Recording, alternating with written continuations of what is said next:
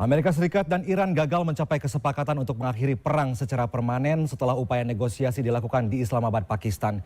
Iran menolak persyaratan yang diajukan AS untuk meninggalkan program nuklir. Terbaru, Presiden Amerika Serikat Donald Trump mengancam akan memblokade Selat Hormuz dan mencegat kapal-kapal yang telah membayar biaya melintas Selat Hormuz kepada Iran. Bagi Iran, tindakan itu adalah bentuk pemerasan. Jika militer AS berhasil memblokade Selat Hormuz, maka perang besar berpotensi terjadi. Mampukah dunia mengakhiri konflik Amerika Serikat dan Iran? Siapkah Indonesia menghadapi dampak global akibat konflik di Timur Tengah yang seakan tak berujung? Kita bahas bersama narasumber. Ada pengamat militer sekaligus pakar strategi pertahanan Marsma TNI Purnawirawan Agung Sasongko Jati. Selamat malam Pak Sarki. Selamat malam. Baik, dan juga ada dosen hubungan internasional Universitas Indonesia Agung Nurwijoyo. Selamat malam Pak Agung. Selamat malam Mas. Baik, terima kasih atas waktunya. Saya ingin ke Pak Sarki terlebih dahulu. Pak Sarki, negosiasi damai antara Amerika Serikat dan Iran gagal. Donald Trump menyebut militer AS akan memblokade Selat Hormuz nih. Disampaikan Trump melalui akun ofisialnya di Truth Social, Amerika Serikat akan mulai memblokade kapal yang masuk atau keluar dari pelabuhan Iran pada 13 April pukul 9 malam waktu Indonesia Barat. Bukankah Iran masih menutup Selat Hormuz sampai saat ini? Apa sebenarnya yang sedang dimainkan oleh Trump, Pak Agung? Pak Sarki. Jadi yang dilakukan oleh Trump ini adalah untuk meningkatkan leverage daya tawar.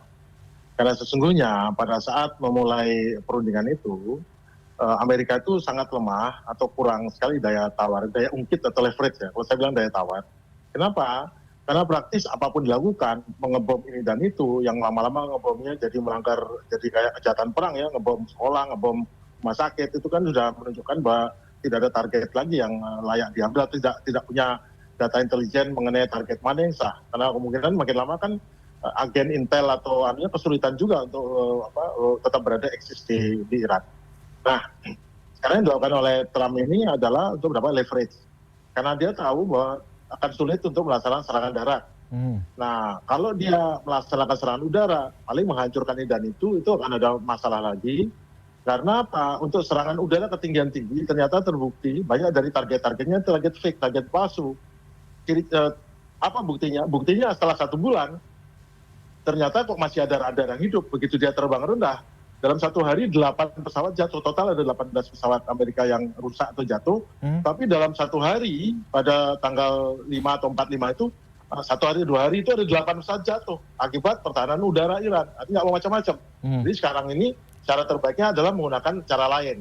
Amerika itu terkenal sebagai air power sama naval power. Nah sekarang dia gunakan naval powernya, yaitu blokade. Masalahnya dengan blokade, dia nggak bisa nongkrong di dekat Selat Hormuz. Dia akan mencegat di jalur pelayaran internasional, di Laut Arab, dan di dekat Samudra Hindia. Dan masalahnya lagi adalah secara hukum. Kalau di Venezuela, dia menangkap Presiden Maduro itu dengan murahan FBI, dengan alasan ada pelanggaran hukum, narkoba, dan segala macam.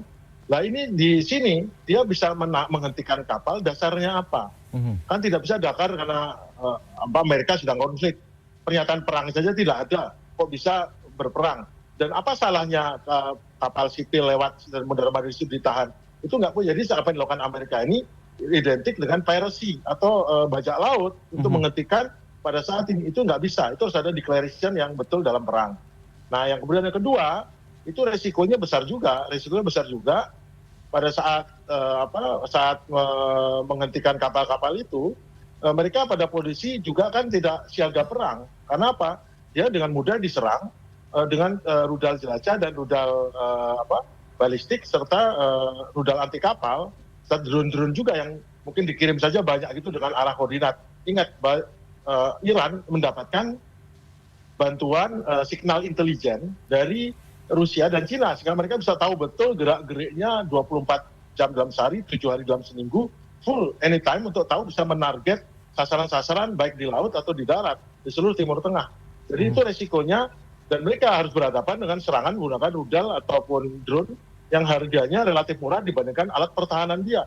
Jadi hitungannya pun, kalaupun dia bisa bertahan, itu tetap rugi secara ekonomi, dan pada akhirnya dia akan kehabisan. Saat lawannya memiliki stok yang hampir nyaris tidak terbatas, mereka punya stok pertahanan yang terbatas.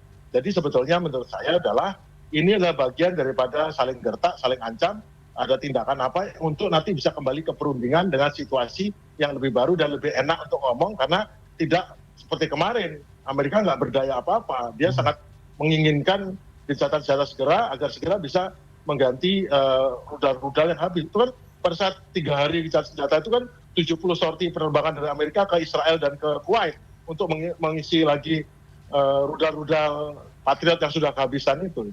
Ya, ya. Masuk di akal penjelasannya Pak Sarki, karena jalur udara memang sudah tidak kurang signifikan, akhirnya jalur darat atau jalur laut. Tapi ini untuk jadi bajak laut juga tadi cara mainnya bagaimana itu menjadi tanda tanya begitu ya. Saya mau ke Mas Agung dulu. Mas Agung, ini kita tinggalkan dulu Selat Hormuz.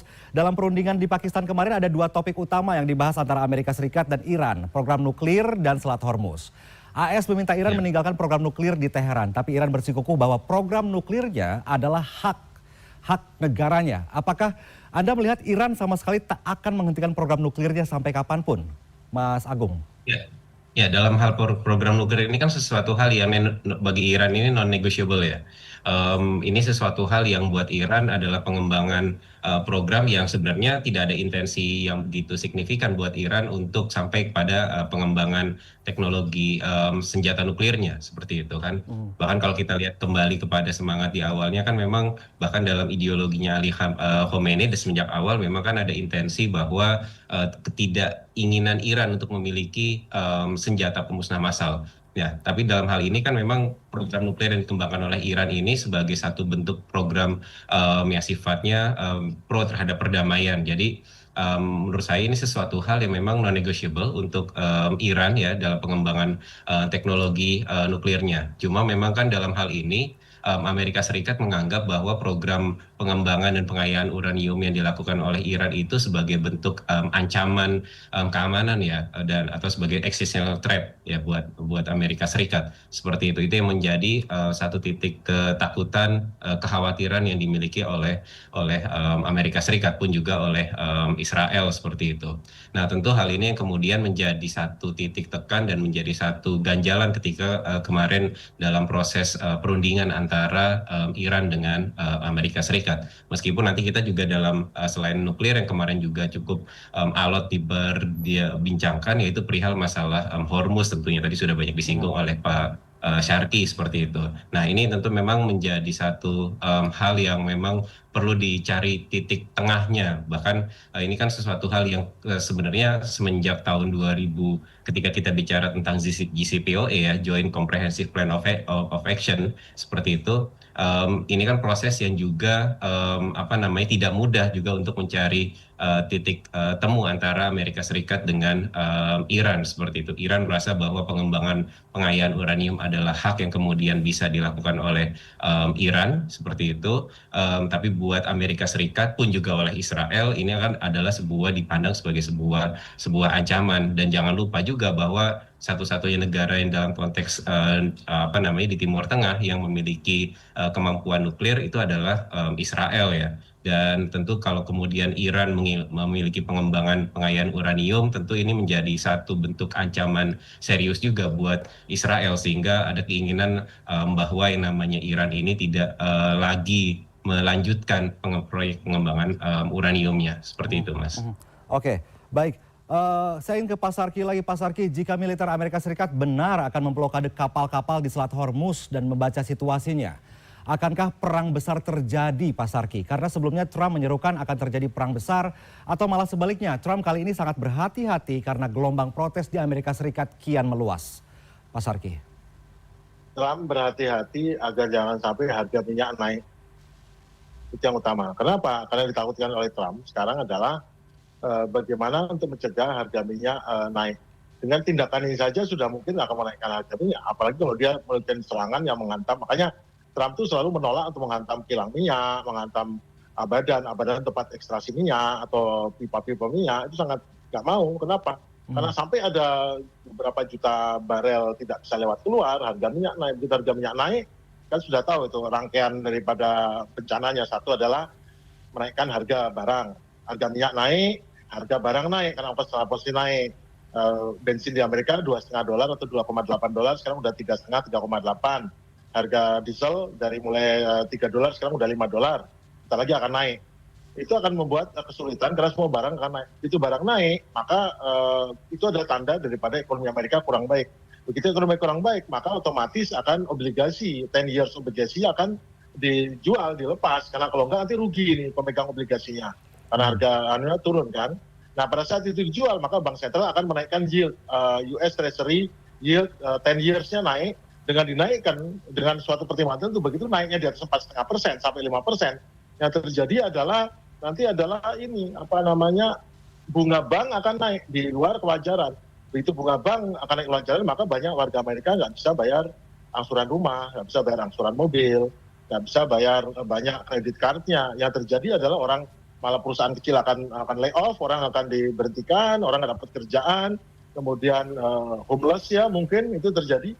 Dan itu yang berbahaya lah 6 bulan lagi adalah pemilu sela, intermediate election kan, untuk memilih anggota DPR dan anggota Senat. Pada saat pemilu sela ini kalau rakyat menderita gara-gara perang yang diinisiasi oleh Trump dari Republikan, maka Partai Republik yang sekarang mayoritas bisa akan menjadi minoritas.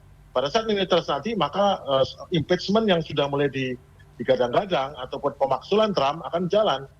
Soal ekstrim mungkin dibongkar, kemudian soal perang ilegalnya akan dibongkar, dan itu kemungkinan Trump jatuh, ataupun kalau tidak jatuh, Trump pada posisi presiden yang lemah sekali, yang mana mungkin akan keluar undang-undang yang akan mengurangi peminannya sehingga dia tidak bisa seperti sekarang, akan jadi lemah dan akan kalau terpaksa kalau diimpeach mungkin diganti sama fans wakilnya, itu yang terjadi. Oke. Pak Sarki, kalau kita melihat karakteristik seorang Donald Trump begitu ya, apakah Anda melihat bahwa Donald Trump ini siap untuk mengorbankan salah satunya ketika dia tahu bahwa ketika dia akan bertindak menjadi bajak laut di Selat Hormuz, kemudian dia tahu harus berhati-hati karena untuk menjaga harga minyak dan sebagainya, tekanan ekonomi di negaranya sendiri akan menjadi bumerang begitu ya. Trump akan mengalah di negaranya atau mencoba untuk terlihat seperti adik kuasa, tetap maju, tetap merasa bahwa negaranya paling kuat? Sebagai negara dikuasa tahun lalu, bulan Maret sampai bulan Mei tahun 2025, pada saat dia bersumpah akan menghancurkan Houthi, dan setelah 2 bulan Houthi-nya hancur di mana, tapi Houthi tetap utuh dan Houthi tetap mengirim rudal, yang terjadi adalah Trump chicken out. Trump mengundurkan diri dengan bilang, udah ngomong sama Houthi, dia sepakat bahwa kita nggak akan nyerang kita lagi ya. Houthi-nya oke-oke aja, nggak akan nyerang, mungkin dikasih duit kan, biasa kan ngasih bayar gitu. Terus kemudian Houthi-nya, ya udah ini kita menang, Houthi tidak akan menyerang kita. Tapi nyatanya Houthi juga tetap menyerang Israel 2 bulan kemudian saat perang bulan Juni. Artinya Trump itu juga kalau dia menganggap ini ongkosnya terlalu mahal, dia akan pergi. Cuman masalahnya sekarang berat ya, karena kelihatannya dia manut Israel, pertama manut karena senang sama Israel, manut karena banyak pengikutnya orang Zionis, atau manut karena Israel punya rahasia dia, mungkin terkait dengan hal-hal yang mempermalukan dia akan membuat karirnya selesai. Nah itu yang ditakuti sama dia, karena memang itu pilihannya Trump. Trump bisa memilih, dia milih kepentingan negaranya, atau milih kepentingan sendiri, atau mesti berpikir bahwa dia akan selamat dari impeachment kalau dia naik ini, itu pilihan dia. Kalau dia smart, dia akan pilih yang terbaik untuk dia, meskipun ada kerugiannya. Tapi kalau dia tetap menggunakan emosi atau tidak smart, tidak rasional, maka ya kita akan menyaksikan bersama-sama bagaimana keruntuhan sebuah hegemoni dunia adidaya gara-gara dipimpin oleh leader yang tidak pantas menjadi leader. Oke. Saya ingin ke Mas Agung. Mas Agung, jika kapal-kapal di Selat Hormuz diblokade militer Amerika Serikat, maka Selat Hormuz berpotensi lumpuh total. Dan menurut Anda, jika Selat Hormuz benar-benar lumpuh, apakah negara-negara di Timur Tengah akan angkat senjata karena tentu akan memberikan tekanan ekonomi global di negaranya? Bagaimana, Mas Agung? Ya, kalau kemudian melihat dengan fenomena yang ada sekarang ya, kalau kemudian akhirnya benar-benar Selat Hormuz ini diblokade, tentu yang kemudian potensi terjadinya perang di level kawasan tentu menjadi potensi lebih besar seperti itu. Meskipun kalau kemudian kita lihat dalam ancaman yang kemudian diberikan oleh Trump ini kan sebenarnya tinggal menunggu insiden sebenarnya. Kalau kemudian kita lihat ya, kalau kemudian melihat dari respon dari negara-negara di kawasan, saya pikir dalam beberapa pekan terakhir ketika kita lihat ada semangat dari negara-negara di kawasan, justru mereka lebih banyak intensinya untuk menahan diri sebenarnya. Mereka tidak mau untuk kemudian ikut terlampau jauh dalam konflik bersenjata antara Amerika Serikat, Israel, dan Iran. Artinya sebenarnya ada intensi untuk menghindari adanya perang regional. Cuma kan dalam hal ini sesuatu hal yang kemudian dilihat, justru kemudian saya lebih melihatnya adalah intensinya adalah pihak-pihak aktor-aktor di kawasan karena melihat potensi perang regional itu ada, jadi ada sebuah intensi untuk menghindari sebenarnya ya, menghindari dari perang terbukanya seperti itu. Ya. Nah, makanya kemudian akhirnya itikat untuk kemudian mendorong perang ini atau eskalasi ini kemudian untuk bisa senantiasa turun itu jauh lebih besar keinginannya. Nah, karena memang kan sebenarnya hal-hal yang kemudian bisa mendorong Amerika Serikat pun juga Iran untuk kemudian duduk lagi ke meja perundingan, salah satunya adalah memang kan tekanan ekonomi global. Nah, dalam hal ini sebenarnya kan kita melihat ketika Trump sudah memberikan ancaman perundingan kemarin gagal, kita lihat dalam satu hari terakhir ternyata kan ada lonjakan harga minyak sekarang sudah tembus ke $100 per barel. Artinya ada dampak yang begitu nyata sebenarnya dari dinamika yang terjadi. Belum lagi tadi yang sudah disampaikan oleh Pak Syarki, bagaimana kemudian dinamika yang terjadi di dalam negeri Amerika Serikat itu juga punya tekanan yang sebenarnya cukup masif buat Trump. Dan kita juga jangan lupa kalau kemudian Trump ini akan menghadapi pemilu sela nanti di bulan November 2026, yang artinya memang dia juga punya kalkulasi bahwa semakin panjang perang, dia harus kemudian berpikir 2-3 kali lipat untuk melahirkan sebuah legitimasi bahwa memang Trump ini memenangkan peperangan. Nah, dia tidak ingin keluar dalam sebuah peperangan yang sifatnya membuat kepalanya tunduk, tapi kemudian pengen melihat kepalanya sebagai kepalanya tegak gitu ya. Nah, tapi dalam realitasnya ternyata kan dalam perang 42 hari yang sudah berlangsung ini justru approval rate-nya Trump ini justru turun. Bahkan masyarakat Amerika Serikat 68% meyakini bahwa Trump ini tidak punya tujuan yang sifatnya clear ketika bicara tentang perang dengan Iran seperti itu. Ya. Nah, terlebih juga kan ada tekanan juga bagaimana masyarakat Amerika Serikat juga melihat Israel yang dianggap sebagai aliansi abadi Amerika Serikat. Bahkan ada data terbaru dari Pew Research yang menyebutkan bahwa 2/3 masyarakat Amerika Serikat merasa bahwa hubungan Amerika Serikat dengan Israel ini bukan sesuatu hal yang lagi menguntungkan. Nah, artinya memang dari berbagai macam tekanan-tekanan tersebut yang membuat memang ada sebuah intensi perangnya tidak sifatnya berkelanjutan lebih panjang ya, intensi bahkan karena memang dampaknya begitu nyata, dan tadi ketika kita lihat ada intensi juga yang begitu kuat sebenarnya untuk menghindari perang ini tidak berkembang menjadi sebuah perang kawasan seperti itu. Oke. Pak Sarki, kalau menurut Anda bagaimana Pak Sarki jika militer Amerika Serikat berhasil memblokade kapal di Selat Hormuz, apakah akan memicu protes banyak negara termasuk sekutu Amerika Serikat? Misalkan, apakah Amerika Serikat berani untuk menghentikan kapal-kapal Rusia atau kapal-kapal Cina atau negara-negara sekutunya begitu? Anda melihatnya seperti apa, Pak Sarki? Ancaman blokade ini ada ancaman terhadap Iran dengan kapal-kapal yang berlabuh di pelabuhan Iran mengisi bahan bakar dari Iran. Yang lain tidak dicegat.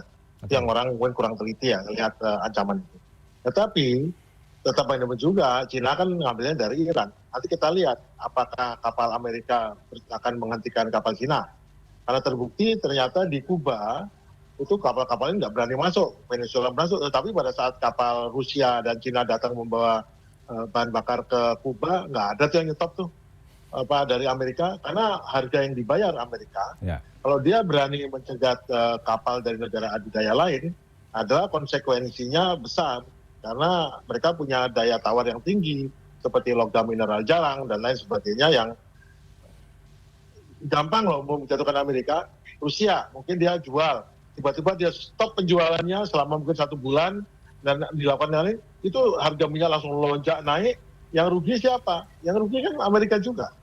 Jadi Amerika itu adalah korban daripada sistem kapitalistik yang dia kembangkan sehingga setiap negara saling tergantung dalam suatu sistem perdagangan internasional yang sekarang dia coba ingkari, tapi pada akhirnya dia juga nggak bisa terlepas dari itu juga.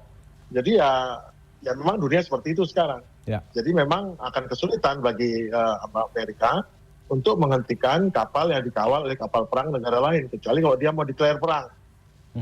Ya. Itu pilihannya. Ya.